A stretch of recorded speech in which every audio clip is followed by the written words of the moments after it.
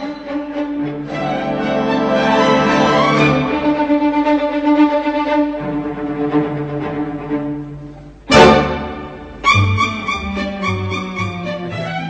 everybody, this is Tony Tominick, and I'm talking to Jerry Spencer. And it's time for another minute of our Avon Lake history, or two. It's got a little different kind of juxtaposition today, right, Sherry? That's right. You're on the beach and I'm in spape.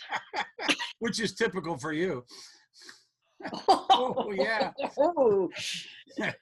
But all this right. time the story we're telling is more about my family, I guess. Yep. And that's because the place we're going to talk about started off in his family's hands and then went through his family's hands and ended up in his family's hands for quite a while.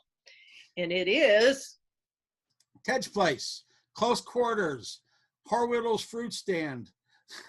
It goes back a long way. But it started out as a fruit stand that belonged to Robert Tominick and his wife Velborg Slaxon Tominick, and they sold vegetables, produce, and who knows what else from their little stand. Maybe there was a little, a little alcohol, perhaps. We don't know. We're not saying. Well, maybe some old grapes that had sat around. That's right, turtle soup. A while.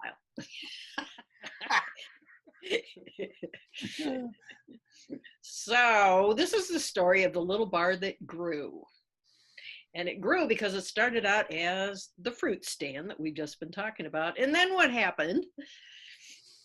Well, the fruit stand was, they kept it that way for quite a long time.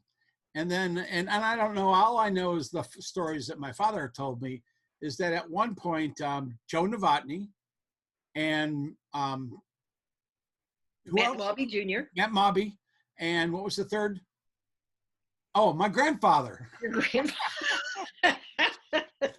Yeah, the story is that they actually wanted to make it bigger, but because this little building was built in a non-conforming area, the city wouldn't allow them to add on. So in the dark of the night, Sherry, what happened? In the dark of the night, there were some very, very creative gentlemen who met on the point. we don't know which point it was. But we think it must have been Avon Point because yes, logically that would be the closest in location.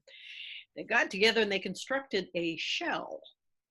And then they became very, very creative with that shell. And Joe Novotny, who famously had Novotny movers, put it up on the back end of his flatbed truck and hauled it down to 31953 Lake Road and lowered it over the existing building. And during the night, they got together, they cut all the old pieces up, and they drug it out of the doors and windows or wherever, and they loaded it on a truck, and before morning, voila. The building that is currently there, without the addition, of course, is the way that building looked back when that happened.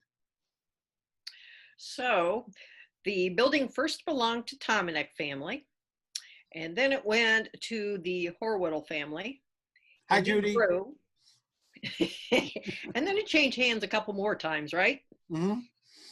Yeah, it went to Jack Hollabab from Horwhiddles. It went to Mark, and then Mark went to Jack Hollabab and was Jack's place. And then when my father bought it, he turned it into Ted's Place. And then it was there for quite a long, I think we owned it almost 28 years or 30 years. And then it became, let's see, Jim and Ruth's Aftermath. And now currently it's, as everybody might know now, it's the Close Quarters. Close Quarters Pub. And it's been featured in some local magazines, hasn't it? The world's smallest pub. Yep, 13 stools. When we had it, it was only 13 stools. Now it's a little bit bigger because when the Schindler family bought it, they added on and they put on some bathrooms, plus a little extra, you know. So do you think maybe it went from the little stand that sold something that might have been alcoholic to the little improved stand that continues to sell something alcoholic? Yeah. It's a story nobody knows about, I guess, Sherry, and Sherry's put it in her latest book. So that's the 2 minutes of our local history. And I'm hoping that you enjoy these. I don't want to get too wordy here, but also if you enjoy it, subscribe to the YouTube channel, because then we can get more people and it'll make it better for everybody. For some reason, I have no idea why. So anyway, We'll figure out a reason. Yeah, I don't know. So this is Tony and Sherry. We'll see you next time. Thanks for watching. Bye.